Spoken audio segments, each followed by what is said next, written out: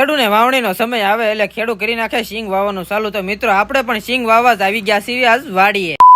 તો જય શ્રી રામ મિત્રો, મારું નામ છે ભાલિયા વનરાજ ને આજ છે આપણે લોક ઉતારવાનો 68મો દિવસ.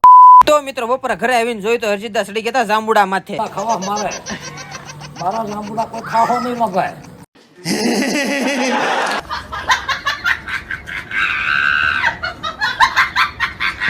અને પછી હરજીતદાએ જાંબુડા પારેલા બધા છોકરાએ મોજ મસ્તી થી ખાતા. અને પછી જાંબુડા ખાઈને આપણે કરવા મળ્યા સિંગ વાવવા જવાની તૈયારી. કારણ કે મિત્રો આપણે આજ જવાનું છે વાડીએ સિંગ વાવવા. અને ફટાફટ બળદિયા જોડીને આપણે નીકળી ગયા પાછા વાડી તરફ. અને વાડીએ ફક્ત જ આપણી ગાડીને એક બાજુ ઠેરાઈ દીધી. મિત્રો વાડીએ પગ્યા હતા તો આપણને ટીટોડીના બચ્ચા જોવા મળી ગયા. અને પછી ઘડીક ટીટોડીના બચ્ચાને રમાડીને આપણે વૈયા આપણા ખેતરમાં. અને પછી થોડીક જ વારમાં આપણી વાડી આવી ગયા. નરેશભાઈના બળદિયાને કરી નાખ્યું સિંગ વાવવાની થોડીક તૈયારી. અને એમાંય પછી વાવણિયામાં બી નાખીને ધરતીના માથે સાથીઓ કરીને કંકુ કરીને બળદિયાના મસ્તક માથે તિલક કરીને એમાંય પછી બળદિયાને ગોળ ખવડાવીને સિંગ વાવવાનું કરી નાખ્યું ચાલુ. અને મિત્રો તમને બધાને ખબર છે કે જઈ ખેડૂનો સમય આવવાથી ખેડૂ પોતે ધરતી માની પૂજા કરીને જ બધી નવી શરૂઆત કરે છે. અને પછી સિંગ વાવવાનું થઈ ગયું શરૂ ને આપણે વાહન નાખવાનું છે ખાતર, એટલા માટે થઈ ગયા છે ડોલ લઈને તૈયાર. અને પછી જેમ જેમ ખાતર નાખતા જાય તેમ તેમ વાહન આપણા ઢાંઢા પણ ચાલતા જાય એટલે સિંગનું બિયારણ પણ બુરાતું જાય. થોડીક જ વારમાં આપણા ખેતરમાં વવાઈ ગયું સિંગનું બિયારણ ને પિયુષભાઈ કરી નાખ્યું ઓકે. ને મિત્રો કાલ મળશું હવે નવા મિની વ્લોગમાં. જય